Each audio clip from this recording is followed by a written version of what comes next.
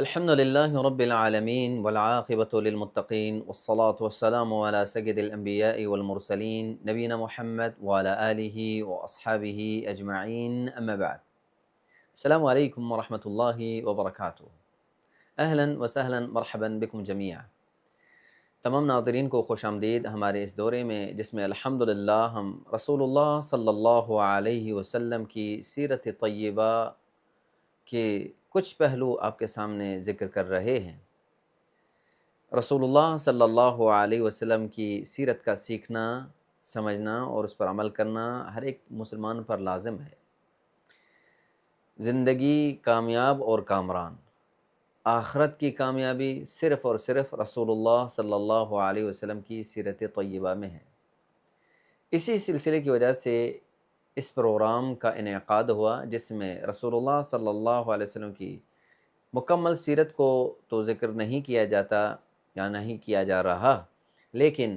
چیدہ چیدہ آپ صلی اللہ علیہ وسلم کی سیرت کے پہلو کو ذکر کیا جا رہا ہے۔ آئیے آج ہم رسول اللہ صلی اللہ علیہ وسلم کی سیرت طیبہ میں سے ایک پہلو کو ذکر کرتے ہیں۔ یقیناً آج جس پہلو پر ہم بات کرنے لگے ہیں اور رسول اللہ صلی اللہ علیہ وسلم کے اندر یہ چیز اتم موجود تھی، یہ صفت اتم درجے کی موجود تھی جو آج بالکل ہی ناپید اور مفقود نظر آتی ہے، نہ ہونے کے برابر ہے، وہ ہے رسول اللہ صلی اللہ علیہ وسلم بحیثیت امانت دار۔ امانت داری آپ صلی اللہ علیہ وسلم کا یہ خاص وصف تھا۔ آپ صلی اللہ علیہ وسلم اس وصف کے اعلیٰ مقام پر فائز تھے، جس کی گواہی خود اللہ کی کتاب قرآن مجید نے دی ہے، پوری امت نے اس بات کی گواہی دی ہے۔ اس وقت جتنے صحابہ جو حجۃ الوداع کے موقع پر کھڑے تھے سب نے گواہی دی۔ احباب گرامی، یہ وہ صفت ہے جو اللہ تعالیٰ نے اپنے نبیوں کے اندر پیدا کی۔ ہر نبی نے اپنی قوم کو یہی کہا، انی لکم نذیر مبین، اور ایک ہے انی لکم رسول امین، کہ میں تمہارے لیے رسول بنا کر بھیجا گیا ہوں، ایسا رسول جو امین ہے، امانت دار ہے۔ انبیاء علیہ السلام کی اس صفت کو اگر الگ الگ طور پر ڈھونڈا جائے تو آپ کو یہ صفت تقریباً ہر نبی کے اندر الگ الگ طور پر پائی جائے گی۔ جیسا کہ اللہ تعالیٰ نے موسیٰ علیہ السلام کا ذکر فرمایا تو وہاں پر جب موسیٰ علیہ السلام مدین پہنچے اور سارا واقعہ ہوا، بکریوں کو پانی پلایا، تو وہاں پر آخری بات جب شعیب کے پاس پہنچے، اس اللہ کے ولی کے پاس پہنچے، تو وہاں پر یہ بات ہوئی کہ بیٹی نے مشورہ دیا کہ ابا جان ان کو اپنے پاس مزدوری پر رکھ لیں۔ اس کی وجہ یہ ہے کہ ایک قوی ہیں اور امین ہیں، بڑے امانت دار ہیں، قوی ہیں، طاقتور بھی ہیں اور بڑے امانت دار بھی ہیں۔ یوسف علیہ السلام کی صفت کا اللہ تعالیٰ نے قرآن مجید میں ذکر فرمایا کہ جب ان کو عزیز مصر نے بادشاہت کے لیے، یعنی جب ان کو وزارت کے لیے وزارت کے منصب پر فائز کرنے کے لیے کہا گیا تو یہ جملہ کہا انک لدینا اليوم مکین امین، کہ آج کے دن آپ ہمارے ہاں مکین بھی ہیں اور امین بھی ہیں۔ تو یہ بھی لازم ہوا کہ زندگی کا ہر پہلو اس سے خالی نہیں، زندگی کا کوئی بھی ایسا پہلو اس امانت داری سے خالی نہیں، چاہے وہ قول میں ہو، چاہے وہ فعل میں ہو، چاہے وہ اعتقاد میں ہو، ہر لحاظ سے امانت داری کا وصف پایا جائے گا۔ ہم نے شاید امانت داری کے وصف کو شاید مال کے ساتھ ہی جوڑ دیا ہے کہ مال کے اندر امانت داری ہو تو یہ وصف نہیں، زبان کے اندر، قول کے اندر، فعل کے اندر، عقیدے کے اندر، ہم معاملات کے اندر، تمام کے اندر امانت داری کا پہلو موجود ہے۔ آپ دیکھیے رسول اللہ صلی اللہ علیہ وسلم نے، ابھی ہم نے آپ کے سامنے آیات ذکر کی جس میں ہر نبی یہ کہہ رہا ہے انی لکم رسول امین، کہ میں تمہارے لیے تمہاری طرف رسول اور امین بنا کر بھیجا گیا ہوں۔ تو عزیزان گرامی، یہ تو صفت ہے رسولوں کی، یہ رسول اللہ صلی اللہ علیہ وسلم کی صفت ہے۔ اسی وجہ سے رسول اللہ صلی اللہ علیہ وسلم نے اللہ تعالیٰ نے جو ذمہ داری، جو امانت رسول اللہ صلی اللہ علیہ وسلم کے کندھوں پر رکھی، دعوت اور تبلیغ کی، امت تک جو یہ دعوت پہنچانی تھی، رسول اللہ صلی اللہ علیہ وسلم نے قول، فعل، بیان، زبان اور سنان سیف کے ساتھ اس دعوت کو لوگوں تک پہنچایا۔ صبح ہو، شام ہو، دن ہو، رات ہو، غمی ہو، خوشی ہو، رسول اللہ صلی اللہ علیہ وسلم نے اس دعوت کو لوگوں تک پہنچایا۔ کیونکہ آپ صلی اللہ علیہ وسلم اللہ تعالیٰ کے اس فرمان کی تعمیل کر رہے تھے۔ اللہ تعالیٰ کا فرمان ہے، یا ایہا الرسول بلغ ما انزل الیک من ربک وَإِن لَّمْ تَفْعَلْ فَمَا بَلَّغْتَ رِسَالَتَهُ۔ یہ اللہ کا حکم تھا کہ جو آپ کی طرف وحی کی جائے اس کو پہنچائیں۔ تو رسول اللہ صلی اللہ علیہ وسلم نے ایک ایک بات کو جو وحی کی گئی امت تک پہنچائی، اور یہی وجہ ہے کہ رسول اللہ صلی اللہ علیہ وسلم نے حجۃ الوداع کے موقع پر تمام لوگوں کو مخاطب کر کے آپ صلی اللہ علیہ وسلم نے یہ فرمایا کہ کیا میں نے اللہ کا دین تم لوگوں تک پہنچا دیا؟ تو سب نے ایک ہی زبان ہو کر یہ جواب دیا، ہاں اللہ کے رسول، آپ نے اللہ کا دین پہنچا بھی دیا اور اس کا حق بھی ادا کر دیا۔ پھر آپ صلی اللہ علیہ وسلم نے اپنی شہادت کی انگلی آسمان کی طرف اٹھا کر یہ فرمایا کہ اللہم اشہد، اللہم اشہد، اللہم اشہد، کہ اللہ تو گواہ رہنا کہ میں نے تیرا دین پہنچا دیا۔ یہ امانت داری ہے۔ رسول اللہ صلی اللہ علیہ وسلم نے ایک ایک بات کو جو اللہ کی طرف سے وحی تھی دعوت پہنچانے کی، آپ صلی اللہ علیہ وسلم نے کسی چیز کو نہ ہی چھپایا بلکہ امت تک اس کو پہنچایا۔ رسول اللہ صلی اللہ علیہ وسلم نے امانت داری کی مثالیں بہت زیادہ ہیں، کیونکہ ہم رسول اللہ صلی اللہ علیہ وسلم کی سیرت کے حوالے سے بات کر رہے ہیں۔ آپ صلی اللہ علیہ وسلم کی امانت داری کی گواہی دوست کیا دشمن بھی دیتے۔ آپ صلی اللہ علیہ وسلم سے کہ دشمن اس وقت جو کفار قریش یا مشرکین مکہ تھے، جب ان سے سوال کیا گیا کیا یہ رسول جو دعویٰ کرتا ہے کیا اس نے کبھی خیانت اور دھوکہ کیا؟ تو سب نے جواب دیا۔ جو اس وقت ان سے سوال کیا گیا، صحیح بخاری کے اندر لمبی حدیث ہے جس میں ہرقل اور ابو سفیان کا مکالمہ چلتا ہے، تو سوال کیا گیا تو جواب دیا تھا کہ رسول اللہ صلی اللہ علیہ وسلم نے کبھی خیانت یا دھوکہ نہیں کیا۔ تو کہا یہی صفات ہیں رسولوں کی۔ تو رسول اللہ صلی اللہ علیہ وسلم امین تھے، نبوت کے ملنے سے پہلے بھی امین تھے، نبوت کے آنے کے بعد بھی۔ رسول اللہ صلی اللہ علیہ وسلم کی زندگی کو، سیرت طیبہ کو دیکھا جائے، آپ صلی اللہ علیہ وسلم کے پاس لوگ امانتیں آ کے رکھوایا کرتے تھے۔ آپ صلی اللہ علیہ وسلم نبوت سے پہلے سیدہ خدیجہ کا مال لے کر تجارت کے لیے گئے تو آپ صلی اللہ علیہ وسلم کی امانت کے چرچے تھے، آپ صلی اللہ علیہ وسلم کی امانت داری کے چرچے تھے۔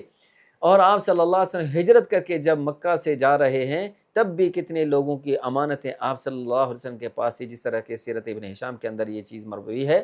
کہ آپ صلی اللہ علیہ وسلم نے وہ ذمہ داری سیدنا علی کو دے کر آپ صلی اللہ علیہ وسلم کے فلاں فلاں فلاں کو یہ امانتیں پہنچانی ہے، اور پھر آپ صلی اللہ علیہ وسلم وہاں سے ہجرت کر کے مدینہ منورہ آئے۔ قول اور فعل کے اعتبار سے عزیزان گرامی، یہ قول، یہ زبان بھی امانت دار ہے، اگر اس میں خیانت اس اعتبار سے ہے کہ جو ناحق اور باطل اس زبان سے کہا جائے وہ خیانت ہے زبان کے حوالے سے۔ جھوٹی گواہی دے دینا، فرمائیے یہ خیانت ہے زبان کی۔ آنکھوں کا غلط دیکھنا، یہ آنکھوں کی خیانت ہے۔ دل کا غلط سوچنا، غلط تمنا کرنا، یہ اس کی خیانت ہے۔ شرمگاہ کا غلط کام کرنا، فرمائیے اس کی خیانت ہے، جو رسول اللہ صلی اللہ علیہ وسلم کی حدیث ہے صحیح بخاری کے اندر۔ تو آپ صلی اللہ علیہ وسلم نے ایک ایک بار اعتبار سے رسول اللہ صلی اللہ علیہ وسلم نے امانت کا بیان فرمایا، حتیٰ کہ آپ صلی اللہ علیہ وسلم نے یہاں تک ارشاد فرمایا کہ اگر کوئی آدمی کسی کو کوئی بات کہہ دیتا ہے، المستشار مؤتمن، کسی سے کوئی مشورہ لیتا ہے، تو فرمایا کہ وہ بھی امانت ہے اس کے پاس، کہ اس کی بات کو امانت رکھے۔ کوئی کسی آدمی سے بات کر رہا ہے، آج ہمارے پاس بات کسی کی رہتی نہیں، آ جائے تو ہم اڑانے لگ جاتے ہیں، دوسروں تک پھیلانے لگ جاتے ہیں، ایسے کہ جیسا کہ میڈیا میں خبر پھیل جاتی ہے۔ رسول اللہ صلی اللہ علیہ وسلم نے فرمایا یہ امانت ہے آپ لوگوں کے پاس۔ اور آپ صلی اللہ علیہ وسلم نے یہاں تک فرما دیا کہ اللہ کے ہاں وہ بندہ سب سے مبغوض ترین آدمی ہے جس پر اللہ کا غضب ہے۔ کون وہ بندہ؟ فرمایا کہ آپ دیکھیں، فرمایا کہ جو بندہ اپنی بیوی زوجہ کے پاس جاتا ہے، اور یہ میاں بیوی کے تعلقات ہوتے ہیں،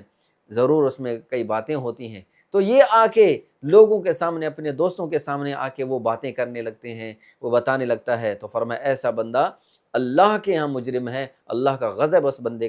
پر جو اپنے گھر والوں کی باتیں لوگوں کے سامنے پیش کرتا ہے، لوگوں کے سامنے ذکر کرتا ہے، تو یہ خیانت کرتا ہے اپنے گھر والوں کے سامنے، حتیٰ کہ وہ بات صرف جو کسی کی امانت تھی پہنچانا، یہ بھی خیانت ہے۔ آپ صلی اللہ علیہ وسلم نے ارشاد فرمایا اد الامان من ائتمنک، فرمایا کہ جو آپ کو امانت دار بنا دے، امانت رکھ دے، اس کی امانت دے دو اس کو۔ اور یہ بھی فرمایا ولا تخن من خانک، ایسا مت کرنا کہ اگر آپ کے ساتھ کسی نے خیانت کی تو آپ اس کے ساتھ خیانت کریں، ایسا مت کریے گا۔ یعنی غلطی کا جواب غلطی سے نہیں، برائی کا جواب برائی سے نہیں، خیانت کا جواب خیانت سے نہیں، بلکہ امانت سے۔ آپ صلی اللہ علیہ وسلم نے جہاں منافقین کی نشانیاں بیان فرمائیں، ان میں سے ایک نشانی یہ تھی کہ ان کے اندر امانت داری نہیں ہوگی، ان کے اندر خیانت ہوگی۔ کوئی بھی ذمہ داری ملے، رسول اللہ صلی اللہ علیہ وسلم نے فرمایا کہ ہر بندہ امین ہے، امانت دار ہے، جس کے تحت کوئی بھی چیز اس کے تحت ذمہ داری میں آ جاتی ہے، کسی چیز کی ذمہ داری دی جائے، وہ امانت دار ہے۔ حاکم وقت امانت دار ہے کہ پوری رعیت کی ذمہ داری اس کے اوپر ہے۔ اس کے بعد تحت چلے جائیں، جتنے لوگ ان کے ماتحت لوگ آتے ہیں وہ سارے ان کے ذمہ داری میں آتے ہیں، حتیٰ کہ آپ صلی اللہ علیہ وسلم نے فرمایا کہ جس بندے کو گھر کی ذمہ داری دی گئی ہے، یہ بھی پوری رعیت اس کے تحت میں ہے۔ فرمایا کہ یہ بندہ اگر ان سے خیانت کرتا ہے تو قیامت کے دن ان سے بھی سوال کیا جائے گا۔ آپ نے فرمایا کسی بندے کو کسی کا حاکم بنا دیا جائے یا اس کی ذمہ داری دی جائے، اور فرمایا وہ حاکم ان کے ساتھ خیانت کرے، وہ کل قیامت کے دن اللہ سے ملے گا تو اللہ اس پر بڑا سخت ناراض ہوگا۔ تو کسی بھی معاملے میں امانت داری کے پہلو کو دیکھیں، یہ ختم نہیں ہوتا، ہر موقع پر امانت داری کا پہلو موجود ہے، چاہے ہم کاروبار کے ساتھ منسلک ہوں، چاہے ہم تعلیم اور تربیت کے اعتبار سے ہوں، کسی ذمہ داری کا ہم پر ہمارے کندھوں پر ڈال دی گئی ہو، یہ سب امانتیں ہیں ہمارے پاس، صرف مال کے ساتھ نہیں جوڑا گیا۔ آپ صلی اللہ علیہ وسلم نے فرمایا جو بندہ، یہاں تک فرمایا کہ جو بندہ کسی سے مال لیتا ہے اس نیت سے میں اس کی ادائیگی کروں گا، اس کو واپس کروں گا کیونکہ میرے پاس امانت ہے، تو فرمایا اللہ بھی اس کی مدد کرتا ہے اور اس کے ادائیگی میں، کیونکہ امانت دار ہے یہ بندہ، امانت چاہتا ہے کہ امانت داری کی وہ چیز واپس کر دے، اللہ اس کی مدد کر دیتا ہے۔ احباب گرامی، رسول اللہ صلی اللہ علیہ وسلم نے یہاں تک بھی آپ صلی اللہ سے پوچھا گیا ہے کہ قیامت کب آئے گی، آپ صلی اللہ علیہ وسلم نے فرمایا کہ اذا ضیعت الامانہ، فرمایا کہ جب امانتیں ضائع ہونے لگیں فانتظر الساعہ، تو قیامت کے آنے کا انتظار کرنا۔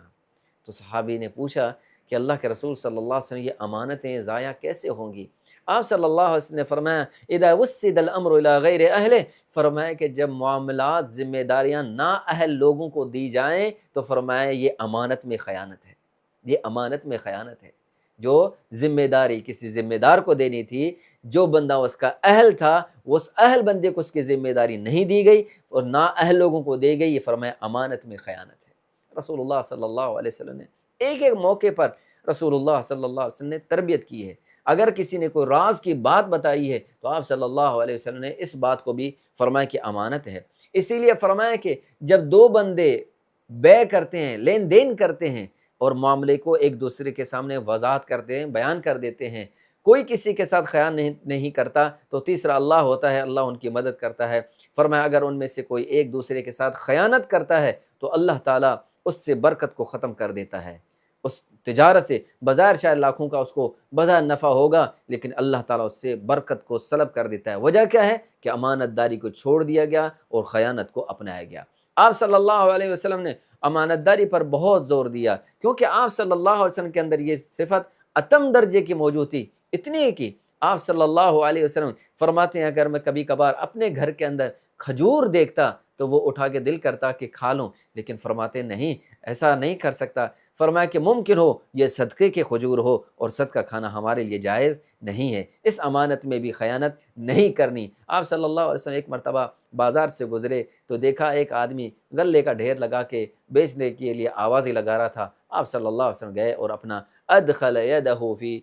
غلتہ، آپ صلی اللہ علیہ وسلم نے اس کوما کے اندر، اس ڈھیر کے اندر اپنا ہاتھ ڈالا، فاصابہ بلل، تو اندر آپ صلی اللہ علیہ وسلم کو گھیلا پن محسوس ہوا۔ آپ صلی اللہ علیہ وسلم ہاتھ نکالا اور آپ نے فرمایا کہ یہ کیا کر رہے ہو؟ تو اس نے جواب دیا کہ رات بارش ہو گئی تھی جس کی وجہ سے یہ گھیلا ہو گیا۔ آپ نے فرمایا کہ اگر گھیلا بھی ہو گیا تو لوگوں کو کیوں نہیں بتایا، یہ لوگوں کے سامنے کیوں نہیں کیا، اس کو اوپر کیوں نہیں ڈالا؟ آپ نے فرمایا من غشنا فلیس منا، جو دھوکہ دے گا، بددیانتی کرے گا، خیانت کرے گا، وہ ہم میں سے نہیں ہے۔ تو رسول اللہ صلی اللہ علیہ وسلم کی سیرت طیبہ میں سے آج ہم نے سیکھا امانت داری کا پہلو۔ اللہ تعالیٰ مجھے اور آپ کو رسول اللہ صلی اللہ علیہ وسلم کی سیرت کو اپنانے اور اس پر عمل کرنے کی توفیق عطا فرمائے۔ بارک اللہ فیکم، جزاکم اللہ خیرا، السلام علیکم ورحمۃ اللہ وبرکاتہ۔